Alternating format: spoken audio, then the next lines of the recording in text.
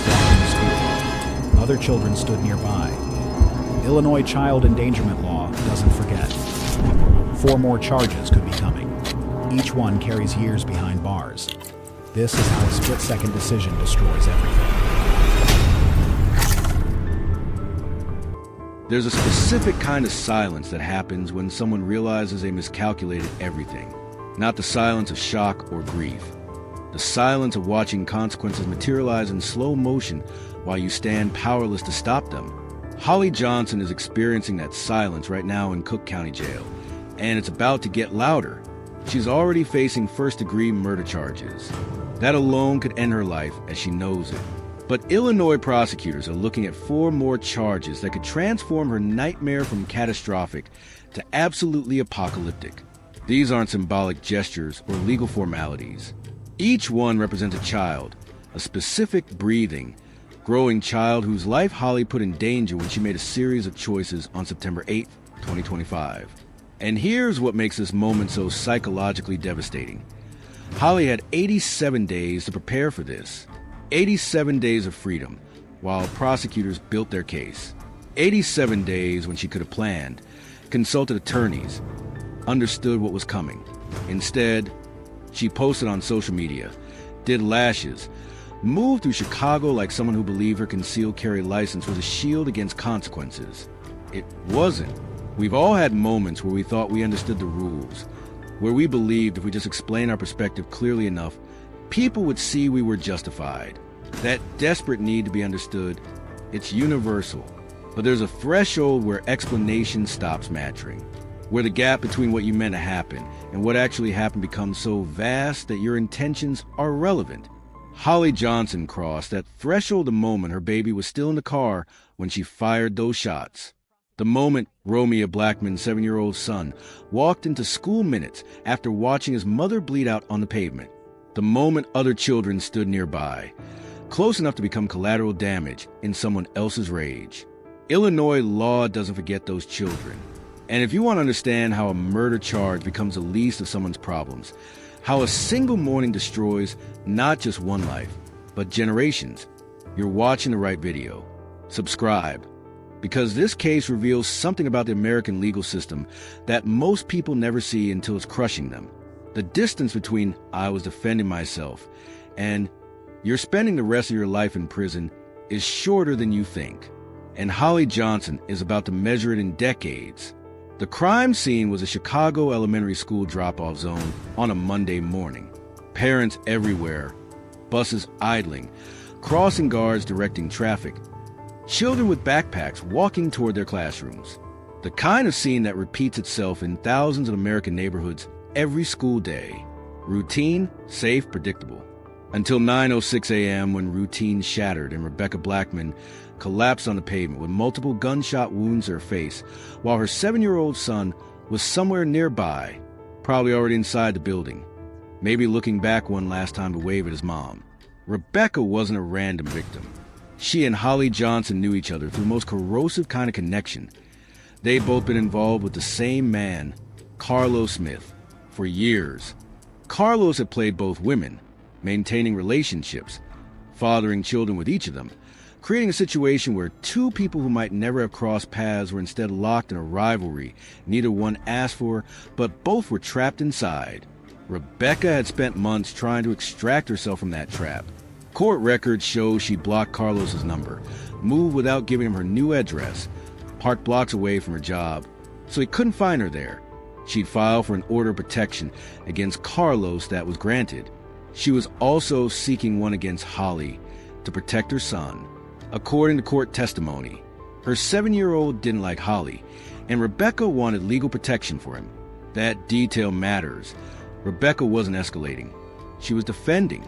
She was a 31-year-old nursing student trying to build a stable life for her child while navigating the chaos Carlos created.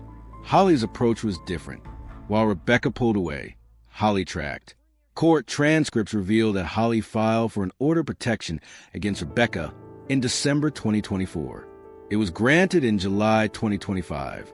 But here's where Holly's behavior starts revealing something darker than simple fear. She repeatedly asked the judge why it was taking so long to serve Rebecca with the protection order. She wanted to know what was causing delays. She was frustrated that Rebecca hadn't been legally notified yet. That's not the behavior of someone passively seeking protection from a threat. That's someone actively monitoring another person's whereabouts. Someone frustrated they can't legally corner their target. Meanwhile, Rebecca's protective order against Holly couldn't be served because authorities couldn't locate Holly to deliver it. According to community sources and people following the case closely, there are additional disturbing details. Reports claim Carlos allegedly stole Rebecca's mail to prevent her from receiving legal documents, both to keep her from knowing about Holly's order and to obstruct her own legal actions. Some sources allege Carlos stole a jacket belonging to Rebecca and gave it to Holly. These claims haven't been officially verified in court documents, but if true, they paint a picture of systematic violation and obsession in the months before Rebecca's death. Two women, two completely different strategies for dealing with the same toxic man. Rebecca ran, Holly hunted, and on September 8th, their paths collided in the worst possible place, a school zone packed with children at the most vulnerable time of day.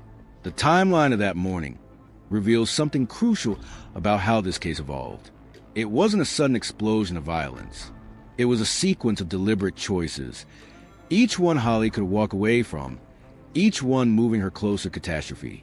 According to witness statements and police reports, Carlos and Holly arrived in the area that morning in his SUV. At some point, Holly transferred her baby from Carlos's vehicle to her own car. That detail matters because it establishes that Carlos's vehicle was right there, available, an escape route if Holly genuinely felt threatened. Then Rebecca appeared. Multiple witnesses reported seeing a confrontation begin, voices raised, tension escalating. And here's where witness testimony becomes devastating for Holly's defense. One witness described seeing Holly go to her vehicle, retrieve something, then walk back toward Rebecca, not run away, not drive off, not lock herself in the car and call 911. She retrieved something, her firearm, and returned to the confrontation. That's a choice. That's deliberation. Someone terrified for their life moves away from danger, not toward it with a weapon. Then came the shots. Witnesses reported hearing gunfire, multiple rounds. But several people noted something specific. There was a pause between shots. Not rapid fire like someone panicking. A pause. A gap of time where Holly had a moment to think, a moment to stop, a moment to choose differently. She chose to keep shooting. Rebecca Blackman fell. She was hit multiple times in the face. Emergency responders rushed her to Stroger Hospital, but she died from her injuries. She was 31 years old. Her 7-year-old son had just started second grade. And then came the detail that destroys any remaining credibility Holly's self-defense claim might have had. Multiple witnesses reported seeing Holly and Carlos fist bump while Rebecca lay dying on the ground. Not embrace in traumatized relief. Not call for help. Not react with the horror of someone who just survived a life-threatening attack. They fist bumped, celebrated, like they'd just won something. Like Rebecca bleeding out in a school zone was a victory they shared. When police arrived, Holly was calm. She announced she had a concealed carry license. She made sure everyone understood she had legal permission to carry that firearm. She gave a statement. Police noted her CCL, took her information, and let her go home. For 87 days, Holly lived as a free woman while Rebecca's family buried her and tried to explain to a 7-year-old why his mother wasn't coming home. Those 87 days are psychologically fascinating and legally significant. Holly went back to work doing lashes. She posted on social media. She moved through Chicago without apparent distress or fear. And according to community reports, she may have had a specific reason to feel confident during those 3 months. Sources claim her defense attorney, Ari Williams, is allegedly connected to Holly's family through a relationship with Holly's uncle. If true, that personal connection might have given Holly a false sense of security, that she had legal protection lined up before charges were even filed, that someone with insider knowledge was already strategizing her defense. But on December 3rd, 2025, that illusion shattered. Police arrested Holly for first-degree murder. The Cook County State's attorney had finally filed charges. The 87 days of freedom ended. And Holly entered a legal system that was about to show her exactly how badly she miscalculated everything. Ari Williams immediately went to work. She filed motions arguing for Holly's release. She challenged the evidence, attacked witness credibility, presented an alternative narrative where Holly was the real victim, a terrified mother forced to defend herself and her baby against an aggressive threat. Williams crafted a 20-page motion outlining Holly's version of events. Rebecca had a history of threatening Holly. Rebecca approached aggressively that morning. Rebecca blocked Holly's vehicle. Rebecca yelled, "I told y'all I was going to catch you," before the confrontation escalated. According to Williams, Holly had no choice. She feared for her life and her child's safety, so she used her legally owned weapon in self-defense. It's a coherent narrative. It sounds reasonable if you don't look too closely. But when prosecutors started adding charges in late December and early January, Williams' story began to collapse under the weight of legal specifics. Because self-defense isn't just about feeling scared. It's about meeting a very precise legal standard under Illinois law. You must reasonably believe you're facing imminent death or great bodily harm. You must have no reasonable means of escape. And your response must be proportional to the threat you're facing. Holly's actions that morning fail every single one of those tests. Rebecca was unarmed. No weapon was found at the scene. No witnesses reported seeing her with anything that could inflict deadly harm. The confrontation was verbal initially. Words exchanged, tension escalating but not yet physical. Holly had multiple escape options. She could have stayed in her locked vehicle and called 911. She could have gotten into Carlos's SUV and left the area. She could have reversed her own car and driven away. Instead, she chose to retrieve her firearm and walk back toward Rebecca. That's not self-defense under Illinois law. That's escalation. That's choosing violence over escape. And then there's a pause between shots. Self-defense shootings typically involve rapid fire. Someone in genuine fear empties their magazine until the threat stops. The pause witnesses describe suggests something else entirely. Deliberation, a moment to think, a choice to continue. That gap of time becomes crucial in a courtroom because it demonstrates Holly wasn't operating on pure survival instinct. She had time to process what she was doing and chose to keep shooting anyway. But the evidence that truly demolishes Williams' self-defense claim is what happened after Rebecca fell. The fist bump. People who survive genuine life-threatening attacks don't celebrate. They shake. They cry. They're traumatized. They call for help. They're horrified by what just happened, even if it was necessary to save their own life. Holly and Carlos fist bumped. That single gesture, witnessed by multiple people, reveals the truth prosecutors are building toward. This wasn't self-defense. This was elimination of a romantic rival. This was two people solving a problem they'd both been carrying for months, and when it was finally done, they celebrated. The judge has seen all this evidence. The witness statements describing Holly going in her car and returning with the gun, the pause between shots, the fist bump, the video footage of the aftermath, the lack of any injuries on Holly that would support her claim of being physically attacked, the presence of Carlos's vehicle as an available escape route, all of it. And based on that evidence, the judge denied bail twice, once in December, when Holly was first charged, and again in January when Williams filed another motion requesting electronic monitoring. If the court believed self-defense had any merit, there'd be room for bail consideration. Judges don't keep people locked up pre-trial unless they see clear danger to the community or overwhelming evidence of guilt. Holly remains in Cook County Jail because the evidence shows she wasn't a scared mother protecting her baby. She was someone who made a calculated decision to end Rebecca Blackman's life in front of witnesses, in a school zone with children present, and then acted like she'd done nothing wrong.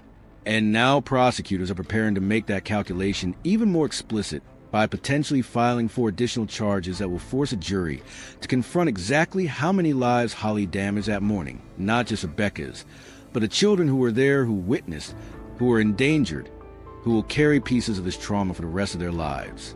Illinois child endangerment law exists because the state recognizes that children are uniquely vulnerable. They can't protect themselves. They can't make adult decisions about risk. When an adult puts a child in circumstances that endanger their life or health, the state considers that a crime separate from whatever else happened. And when those circumstances involve gun violence in a school zone, the law gets even more specific and severe. The legal framework prosecutors are working within involves multiple statutes, each one addressing a different aspect of how Holly's actions that morning endangered children. The first is 720 ILCS 5 divided by 12C-5, which covers basic child endangerment. Under this statute, you commit a crime when you knowingly place a child in circumstances that endanger their life or health. Notice the word knowingly. This isn't about accidents or unforeseeable risks. This is about making choices you know will put a child in danger. Holly's baby was in her car when she fired those shots. That's knowingly endangering a child. She knew her infant was there.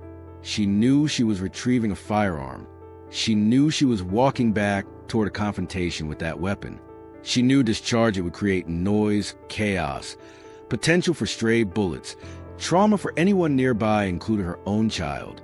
Every single one of those was a choice she made while knowing her baby was present. That's child endangerment under Illinois law. But it doesn't stop there.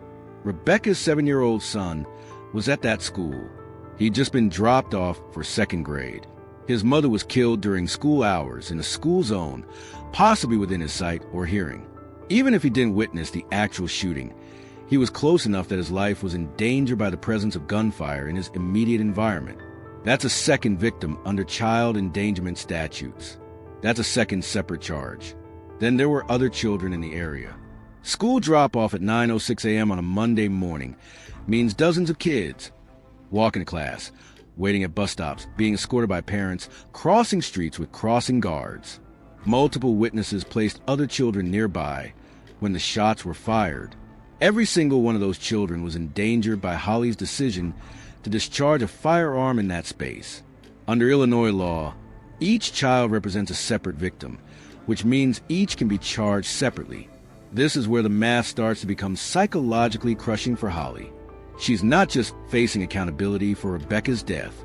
She's facing accountability for every child whose life she put at risk that morning. The prosecution doesn't need to prove a child was physically harmed. They only need to prove the child was present and circumstances created danger to their life or health.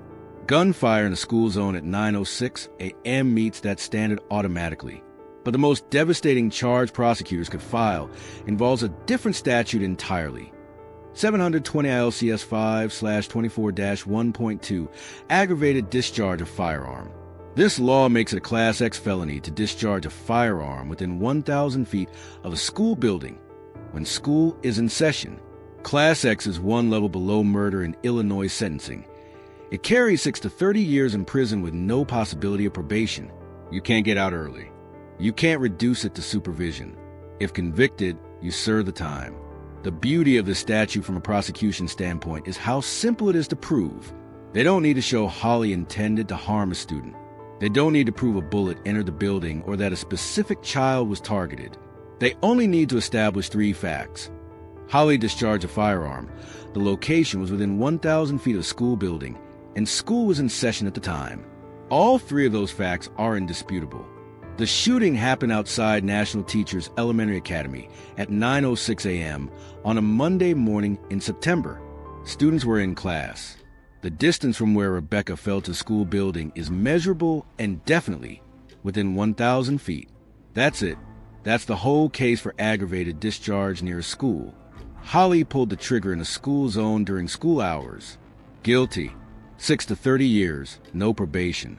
And because this charge involves a separate victim class, the school community as a whole, it can be sentenced consecutively to the murder charge rather than concurrently, meaning the years stack, meaning Holly's sentence doesn't just get longer, it gets exponentially longer. This is the legal architecture prosecutors are building, not just one murder charge, but constellation of charges that address every victim Holly created that morning. Rebecca, Holly's own baby, Rebecca's son, other children in the area, and the school community itself. Each charge tells a different part of the story. Each one carries different sentencing guidelines. And when you add them all together, you get a sentence that doesn't just punish Holly for Rebecca's death. It punishes her for the comprehensive devastation she caused. Here's where Avery Williams' defense strategy runs into an insurmountable problem. Every argument she makes for self-defense works against Holly when prosecutors introduce child endangerment charges. Williams wants a jury to see Holly as a scared mother protecting her baby. But if Holly was truly protecting that baby, why was the baby still in the car when she confronted Rebecca? Why did she fire multiple shots with her infant just feet away, close enough to hear every explosion, close enough to be hit by a stray round if Holly's aim wavered even slightly? A mother protecting her child removes a child from danger first. That's instinct. That's biology. You don't leave your baby in a stationary vehicle and walk toward a confrontation with a weapon. You don't discharge a firearm near your infant unless there's literally no other option, and the threat is so immediate that moving the child would take too long. Holly had time. She had options. She had Carlos's vehicle right there. She could have handed her baby to Carlos and told him to drive away. She could have put her baby in Carlos's SUV and driven away herself. She could have called 911, locked herself in the car with her child, and waited for police. Instead, she transferred her baby from one vehicle to another, retrieved her gun, walked back toward Rebecca, and started shooting while her infant was still close enough to be traumatized by every second of what happened. That's not protection. That's endangerment. And when prosecutors put that timeline in front of the jury alongside Holly's claim that she was just trying to keep her baby safe, the contradiction becomes impossible to resolve in Holly's favor. Williams tried attacking witness credibility in her motions. She pointed out that one key witness was wearing noise-canceling headphones, suggesting maybe they didn't hear things accurately. But even if that specific witness had limited auditory perception, they still had eyes. They could see Holly go to her car. They could see her return. They could see her fire. They could see Rebecca fall. And their visual account matches what other witnesses who weren't wearing headphones also reported. When multiple independent people tell the same core story, Holly, when her vehicle came back, shot Rebecca, celebrated with Carlos while Rebecca died, one person's headphones don't discredit the entire narrative, especially when physical evidence, video footage of the aftermath, and Holly's own statements to police all support that same sequence of events. Williams also argued that there's no video of the actual shooting, only the aftermath. She's right. No surveillance camera captured the moment Holly pulled the trigger. But the absence of video doesn't mean absence of evidence. Witness testimony is evidence. Forensic evidence is evidence. The location of shell casings, the trajectory of bullets, the position of Rebecca's body, the presence of gunshot residue on Holly's hands. All of that tells a story even without video. And when that physical evidence matches what witnesses describe seeing, the lack of video becomes irrelevant. The strongest piece of evidence against Holly isn't something Williams can attack or reframe. It's the fist bump. Multiple witnesses saw it. Some were so disturbed they specifically mentioned it when giving statements to police. You can't explain that away. You can't claim witnesses misunderstood what they saw or misremembered under stress. A fist bump is a specific gesture with a specific meaning. It's celebration. It's victory.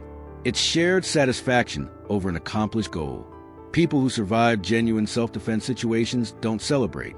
They're traumatized. They're shaking. They're calling for help. They're explaining frantically to anyone who will listen that they had no choice, that they didn't want this to happen, that they're sorry the other person is hurt. Holly and Carlos fist bumped, while Rebecca bled out on the pavement outside an elementary school, while Holly's baby sat in a car nearby, while Rebecca's 7-year-old son was somewhere in that building, about to learn his mother was dead. That gesture reveals the truth prosecutors will present to a jury. This wasn't self-defense.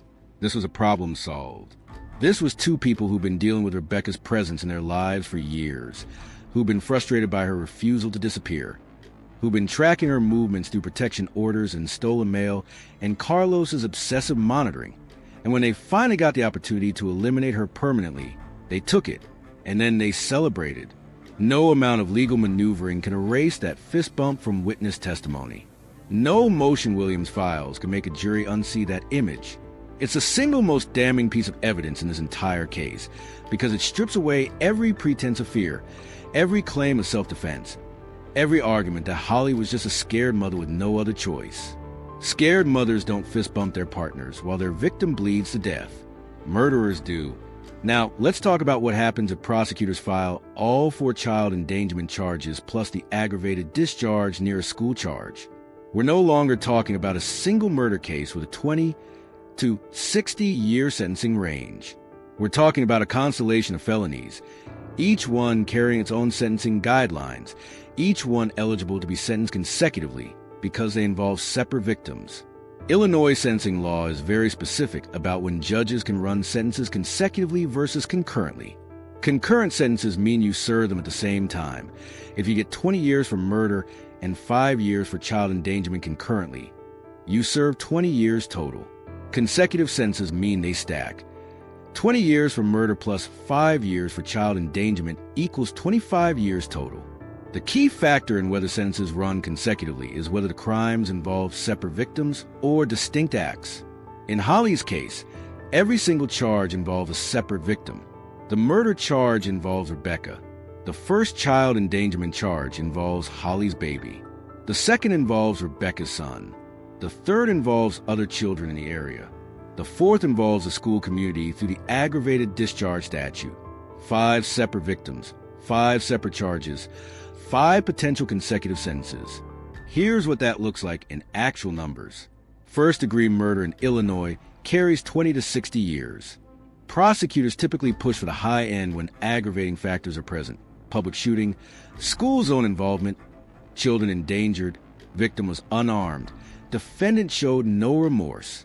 All of those apply to Holly. Let's say she gets 40 years on the murder charge. That's middle range, accounting for the aggravating factors but not maxing out the sentence. Child endangerment in Illinois starts as a Class A misdemeanor, but escalates to a Class 3 felony when circumstances are severe, when a child's life was actually endangered, when the defendant showed reckless disregard for safety, when other crimes were committed simultaneously. In a murder case where a mother endangered her own infant and multiple other children by firing a weapon in a school zone, prosecutors would absolutely charge these as felonies rather than misdemeanors. Class 3 felonies carry 2 to 5 years in prison. For charges at an average of 3 years, each equals 12 years. Added to 40 years for murder, that's 52 years. But we're not done yet. The aggravated discharge of firearm near school is a Class X felony carrying 6 to 30 years with no probation. Let's be conservative and say 15 years on the low end. Now we're at 67 years total. Holly is 31 years old. If she receives 67 years and serves a full sentence, she'll be 98 years old at release. But Illinois has a truth-in sentencing law for violent crimes. Defendants must serve at least 85% of their sentence before becoming eligible for parole. 85% of 67 years is 57 years. Holly would be 88 years old before she could even be considered for release. Even if the judge shows some mercy and runs some sentences concurrently instead of consecutively, Holly is still looking at 50 to 60 years minimum. Her 30s, 40s, 50s, 60s, all spent in Logan Correctional Center. Her babies growing up without her. Her parents aging and dying while she's inside.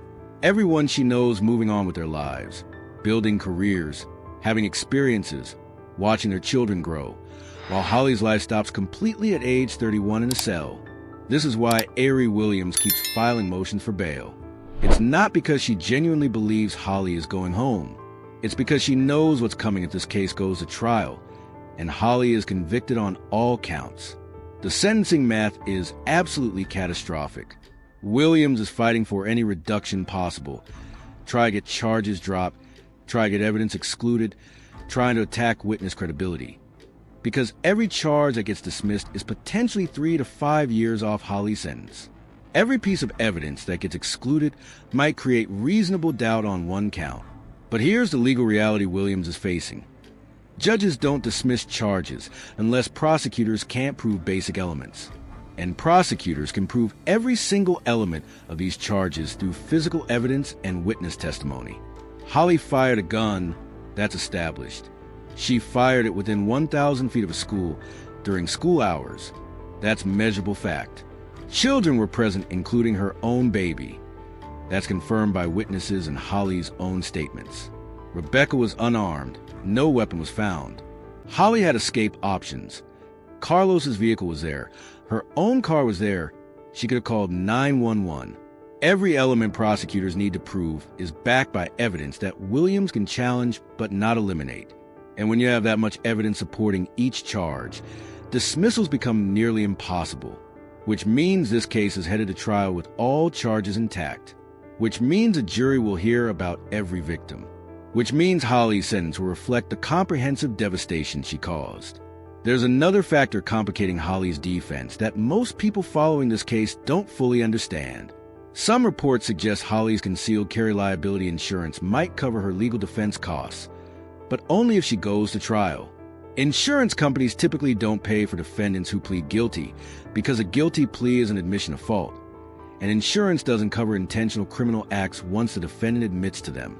If that's true, Holly has a financial incentive to reject any plea deal prosecutors might offer, even if pleading guilty to murder alone would result in 25 years instead of 67, even if accepting a plea would give her some hope of seeing freedom again before she's elderly. She might be contractually obligated to go to trial to maintain her insurance coverage.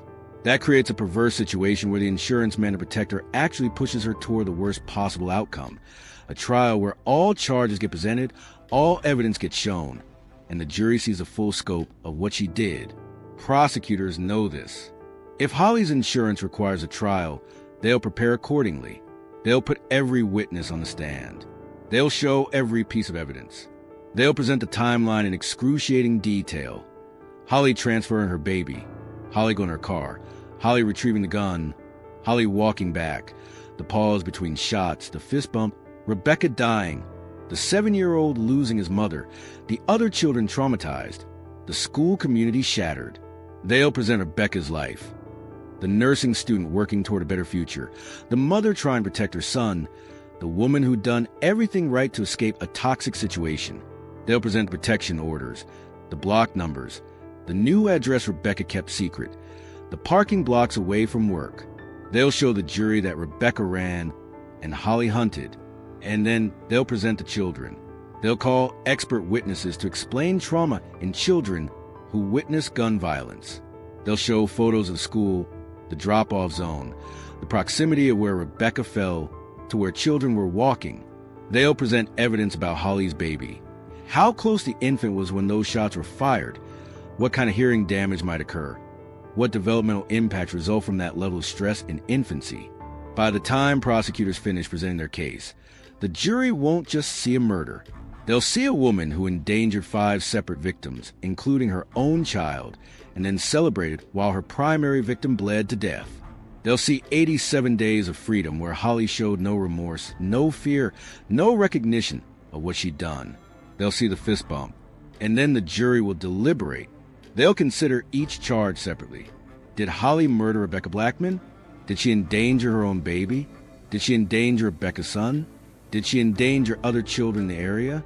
Did she discharge a firearm within 1,000 feet of a school during school hours? 5 questions, 5 separate verdicts, 5 opportunities for the jury to hold Holly accountable for each life she damaged. If they convict on all counts, and the evidence strongly suggests they will, the judge will then determine sentencing. And this is where the legal consequences become generational, because the judge doesn't just hand down one sentence. The judge sentences each count separately and decides whether they run concurrently or consecutively. Given the severity of the crime, the presence of children, the school zone violation, the lack of remorse evidenced by the fist bump, and the 87 days Holly spent free, while Rebecca's family suffered, consecutive sentencing becomes almost inevitable. Judges use consecutive sentences to send a message that what you did was so harmful to so many people that each victim deserves individual recognition in your punishment. Holly's sentencing hearing will likely include victim impact statements. Rebecca's mother raising her grandson alone will testify about what this has done to her family. Rebecca's friends will describe the hole her absence created. Experts might testify about the long-term effects on her 7-year-old son. Holly's own family might testify too, asking for mercy, describing Holly's positive qualities, begging the judge to consider her babies. But the judge will also consider Holly's behavior after the shooting, the 87 days of freedom, the social media posts, the apparently normal life, the lack of any indication Holly understood the gravity of what she'd done. Remorse matters in sentencing. Accountability matters. Accepting responsibility matters. Holly showed none of those things. She claimed self-defense, attacked Rebecca's character, positioned herself as a victim, and forced prosecutors to prove every element of their case. When defendants make prosecutors work that hard, when they show no genuine remorse, when they endanger their own children in the process of committing murder, judges tend to sentence on the higher end of every range. And when you're facing 5 separate charges with sentencing ranges from 3 to 60 years each, the higher end becomes a death sentence in practical terms. Holly will stand in that courtroom, probably pregnant or having just given birth in custody, and hear the judge sentence her to 50, 60, maybe 67 years in prison. She'll hear that her babies will grow up without her. She'll hear that she won't be eligible for parole until she's elderly if she survives that long. She'll hear the courtroom door close behind her as they take her back to county jail to await transfer to state prison. And in that moment, she'll finally understand what 87 days of denial cost her, because there was a window, probably in those first few weeks after the shooting, where a good attorney might have negotiated a plea deal, maybe 25 years for murder. Charges dropped on everything else, possibility of parole at 50% for good behavior. Holly would have been 43 at release. She would have lost her 30s and part of her 40s, but she would have had a life afterward. But Holly believed her CCL protected her. She believed her self-defense claim would work. She believed 87 days of freedom meant she was going to beat this. So she rejected any plea discussions. She let her attorney attack witnesses and challenge evidence and build a defense that was always doomed to fail because the facts didn't support it. Now she'll serve every year a sentence that reflects not just Rebecca's death, but every child she endangered, every law she violated, every choice she made that morning when she decided her jealousy mattered more than another woman's life. Let's talk about the children whose lives are fractured by this case, because they're not abstract legal concepts. They're real kids with names and faces and futures that are now shaped by trauma they didn't choose and shouldn't have to carry. Holly's first baby is over a year old now. That child doesn't understand why mom disappeared. Won't understand for years. Right now. That baby is somewhere in Chicago being cared for by family, or possibly Carlos if he's deemed fit, or in foster care if neither option worked out. The custody situation isn't publicly confirmed, but when a mother is incarcerated for murder, the state has to place the child somewhere safe. That baby will grow up with questions. Why don't I have a mom? Where is she? Why can't I see her? Other kids have moms who pick them up from school and make dinner and tuck them in at night. Why don't I? And when that child is old enough to understand, someone will have to explain, your mother is in prison. She killed someone outside of school. She endangered you in the process. She chose violence over walking away, and now she's gone. How do you process that as a child? How do you build a sense of self-worth when your mother's love wasn't strong enough to make her walk away from a confrontation? When her rage at another woman mattered more than keeping you safe? That baby will carry this for life, not as a memory. The child was too young to remember the actual shooting, but as a fundamental absence, a void where maternal presence should be. Then there's the second baby. Holly is pregnant now. She'll give birth while incarcerated. Illinois Department of Corrections has policies around pregnant inmates. They receive prenatal care, they're monitored, they give birth in hospitals with guards present. And then, within hours or days after birth, the baby is taken away. The state doesn't allow inmates to keep newborns. The baby goes to family, to the father, to foster care. Holly will hold that baby knowing it's temporary. She'll look at her newborn's face knowing she won't see the first smile, the first word, the first steps. She won't be there for first day of school, or birthday parties, or skin knees. She'll miss everything. And that baby will grow up like the first one, with an absence where Holly should be. 2 babies, both growing up without their mother, because she couldn't control her rage for 30 seconds. Because she saw Rebecca that morning and made a choice. Retrieve the gun. Walk back. Fire.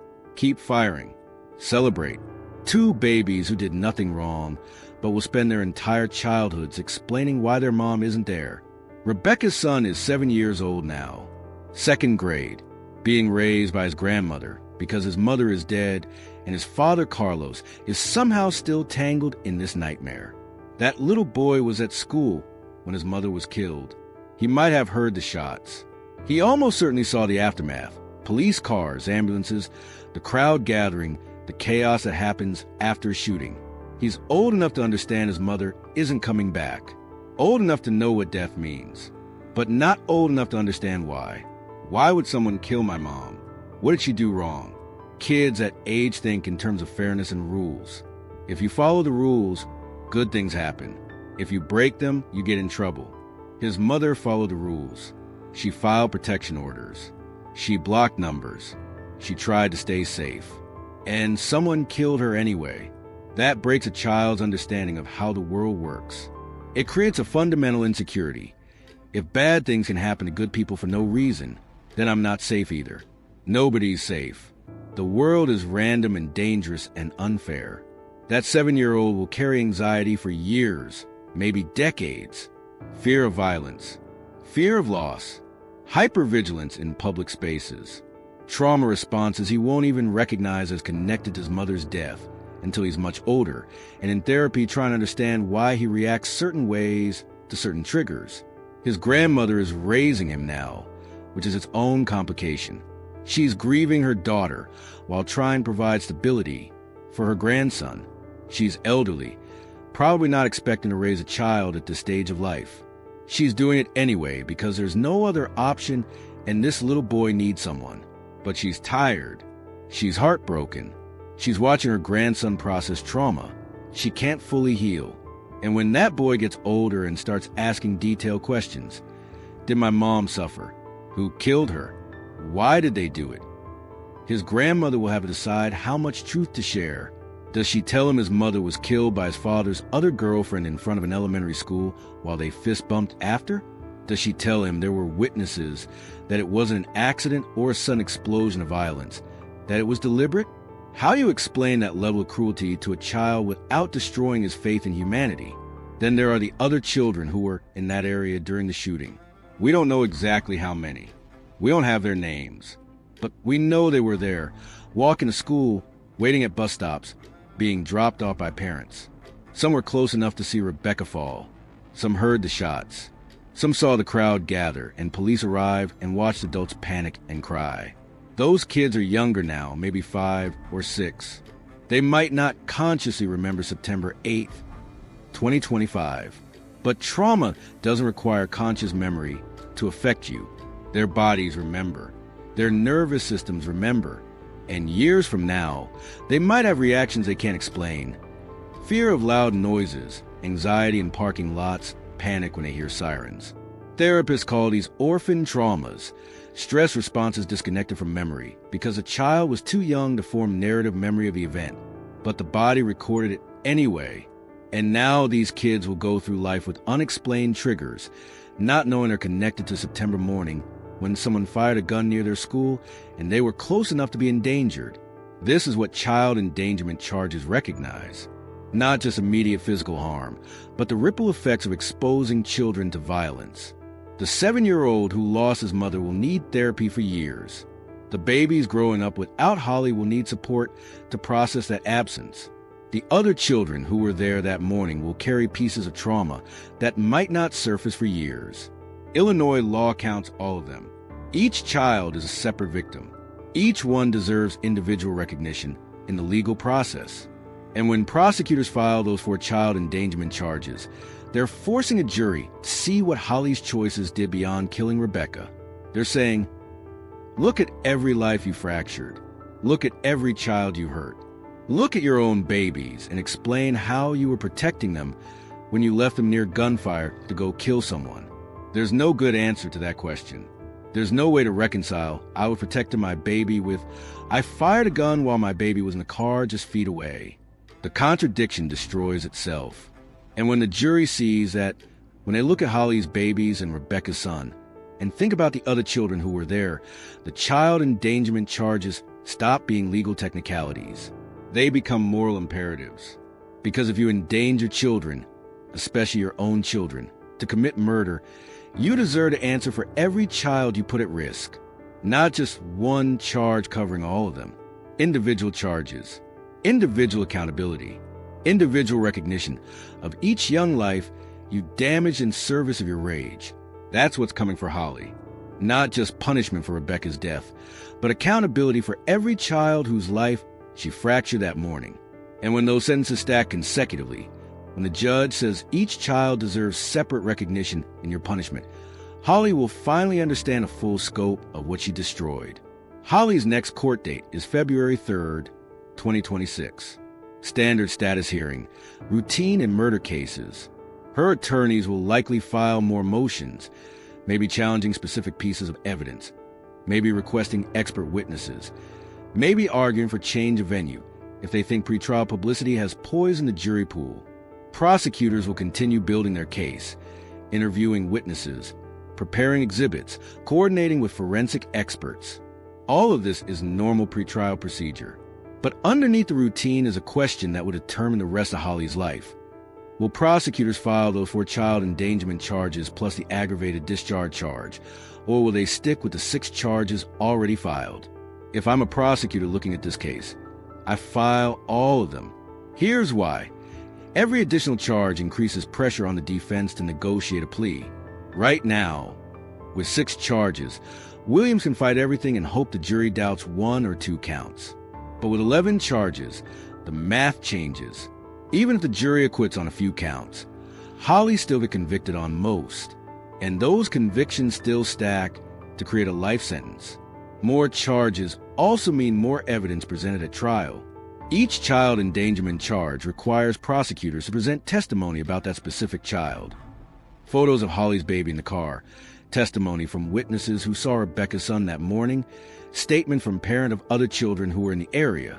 By the time prosecutors finish presenting all that evidence, the jury has seen a comprehensive picture of devastation that goes far beyond Rebecca's death. It's also good legal strategy for appeals. If Holly's convicted on all 11 charges and sentences run consecutively, her attorneys will absolutely appeal. They'll argue excessive sentence. They'll challenge evidence rulings. They'll claim ineffective assistance of counsel. Appeals courts sometimes reduce sentences or overturn convictions on technical grounds. But if prosecutors have 11 convictions and the appeals court overturns 2 or 3, Holly's still serving 40 to 50 years on the remaining counts. Redundancy protects the prosecution's case on appeal. So I expect those charges to be filed before trial, probably within the next few months, as this case moves through pretrial motions. Once filed, they become part of the official record, and Williams has to address each one separately in her defense. She can't just argue self-defense generally. She has to explain why self-defense justifies endangering Holly's own baby, endangering Rebecca's son, endangering other children, violating school zone weapons laws. That's an impossible argument to make because self-defense requires using the minimum force necessary to stop an imminent threat. Firing a gun in a school zone with children present isn't minimum force. It's maximum escalation in the most dangerous possible environment. No jury will accept that as reasonable self-defense, which means Williams will have to pivot to a different strategy. Argue that Holly didn't know children were present, that she wasn't thinking clearly, that she was operating on pure fear and didn't have capacity to assess her surroundings. But that argument fails too, because witnesses saw Holly go to her car and come back. That's deliberation. That's time to think. That's capacity to make choices. If she had time to retrieve her gun, she had time to look around and see children nearby. If she had time to walk back toward Rebecca, she had time to recognize she was in a school zone during school hours. Capacity and awareness get proven through her own actions, and those actions show someone making calculated decisions, not someone in a blind panic. This is the legal corner Williams is painted into. Every argument she makes to defend the murder charge works against her on the child endangerment charges.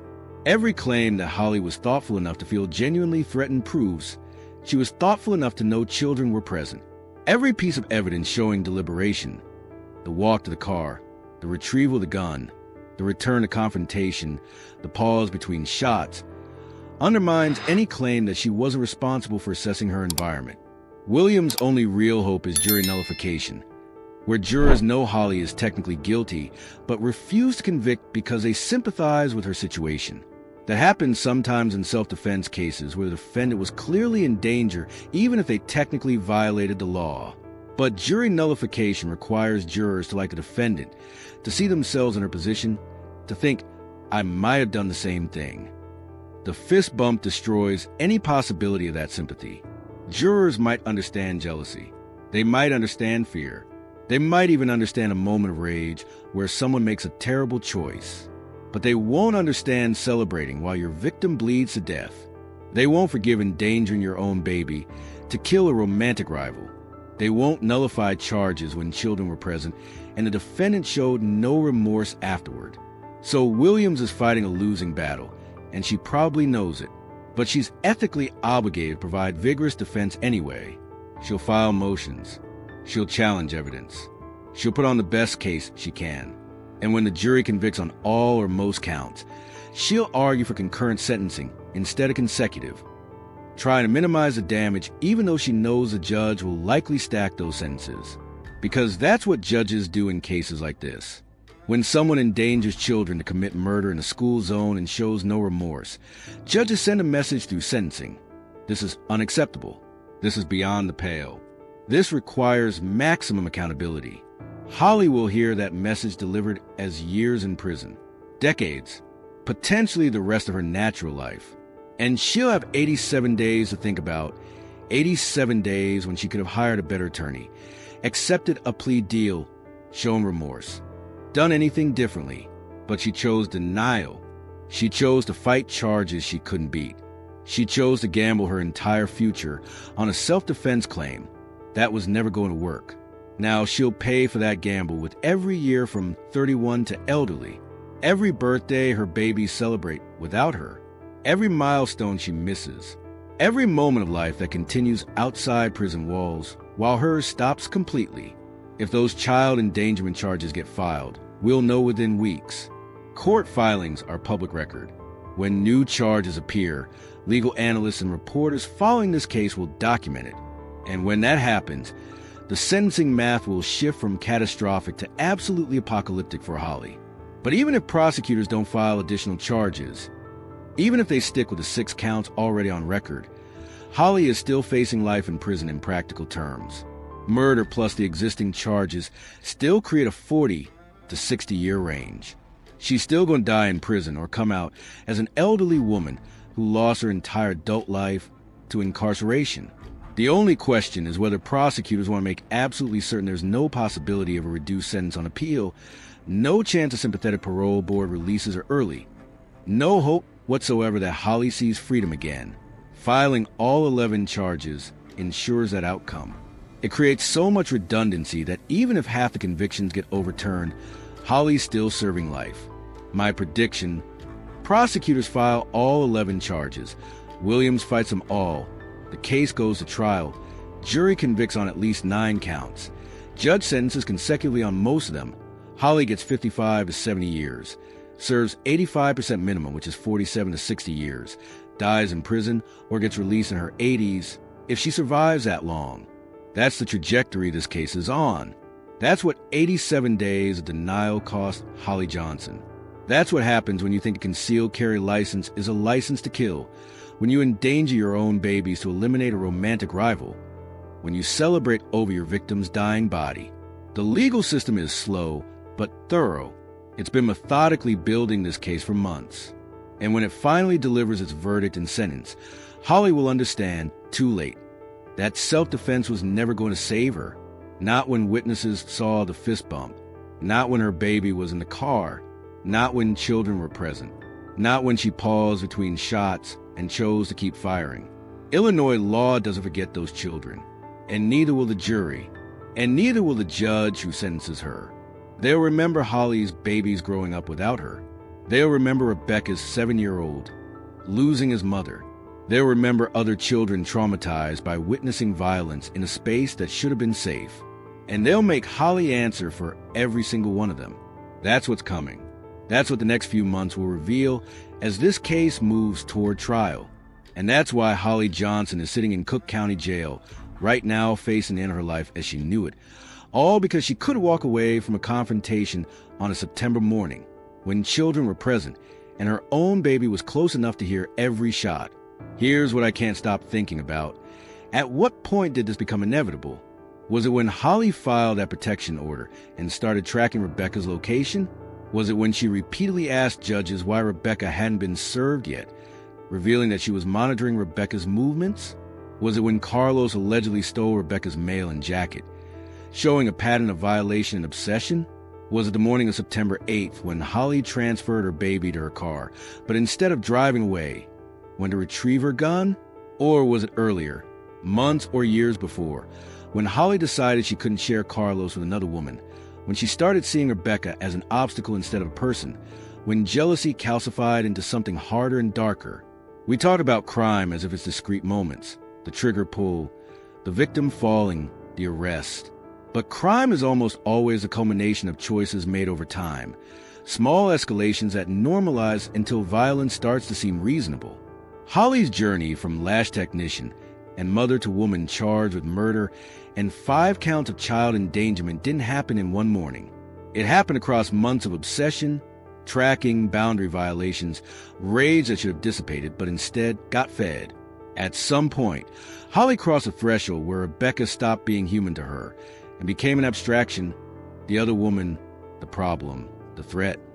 Once you dehumanize someone like that, once you reduce them to an obstacle, violence becomes thinkable. But here's the thing, most people don't cross that threshold. Most people feel jealousy, anger, resentment toward romantic rivals or exes or people who complicate their lives.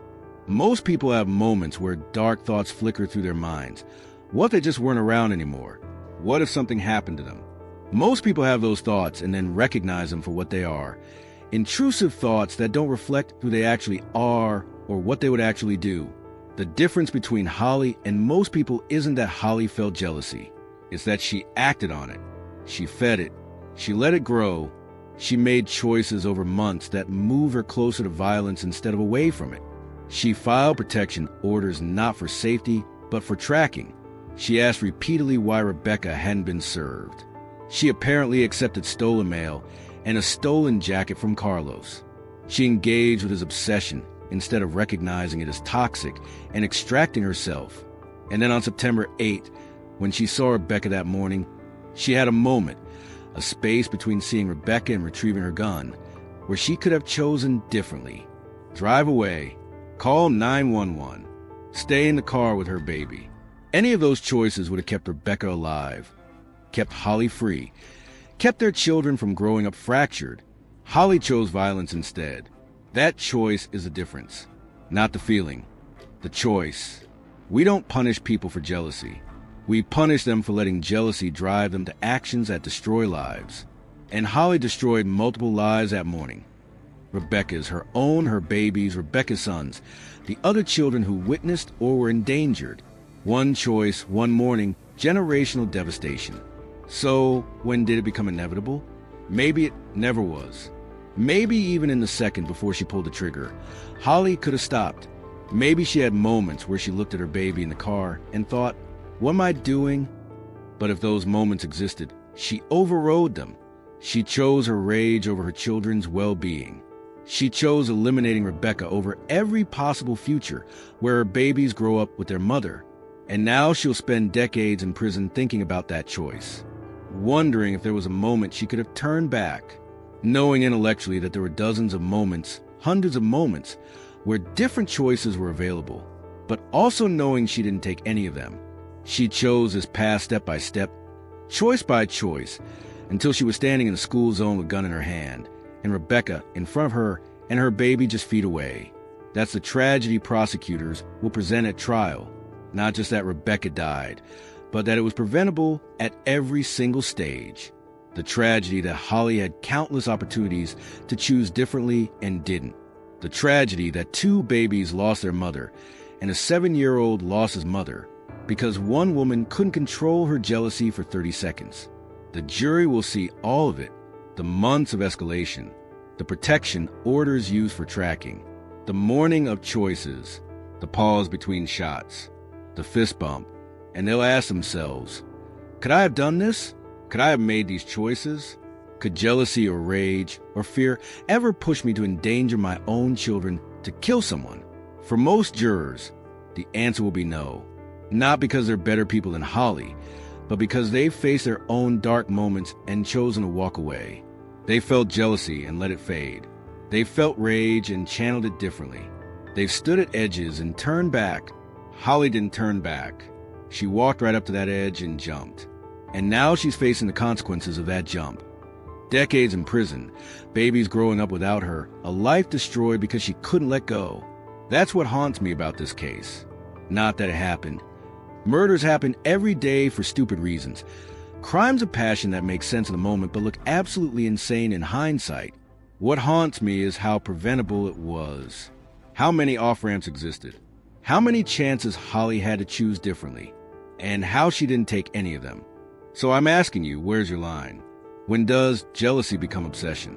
When does anger become rage? When does hurt become justification for harm? We all have edges. Moments where we can make choices we'd regret forever.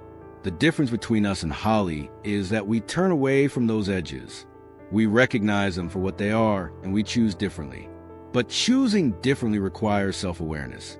It requires recognizing when your emotions are driving you toward actions that would destroy your life and the lives of people around you. It requires being honest about what you're feeling and what you're capable of if you let those feelings control you. Holly didn't have that self-awareness, or she had it and ignored it. Either way, she made choices that put her on a path to September 8, 2025, and she didn't deviate from that path even when every warning sign was screaming at her stop. Now 3 children are growing up fractured, 1 woman is dead, and Holly is sitting in Cook County Jail pregnant and facing the rest of her life in prison. All of that was preventable. All of it came down to choices Holly made when different choices were available. That's the lesson prosecutors want the jury to take away. Holly Johnson had choices. She made bad ones. And now she faces consequences that match the devastation she caused. Leave your honest answer below. Where's your line? When do you turn away from your edges? How do you recognize the difference between feeling something and acting on it? Because somewhere tonight, someone is feeding jealousy they should starve. Someone is nurturing rage they should release. Someone is standing at an edge they should turn back from. The choice they make matters. For them, for their children, for everyone whose life intersects with theirs. Holly's choice destroyed multiple lives. Yours doesn't have to. If this case moved you, if it made you think about your own edges and choices, and the moments where you turn away from harm, hit like. Subscribe for cases that ask hard questions about human nature, about choices and consequences, about the thin line between feeling something and letting it destroy everything you have. Because this case stays with me. The waste of it, the preventability of it. 3 children growing up without mothers they should have had, all because one woman couldn't walk away from a confrontation on a Tuesday morning in September. If it stays with you too, share this video. Let's have conversations about edges and choices, and the moments that determine whether we become people who harm or people who turn away. Rebecca Blackman deserved better. Her 7-year-old son deserved better. Holly's babies deserve better.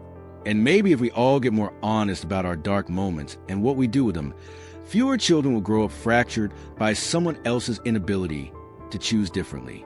Justice for Rebecca Blackman. Accountability for every choice Holly Johnson made that morning. And awareness for all of us about where our lines are and why it matters that we defend them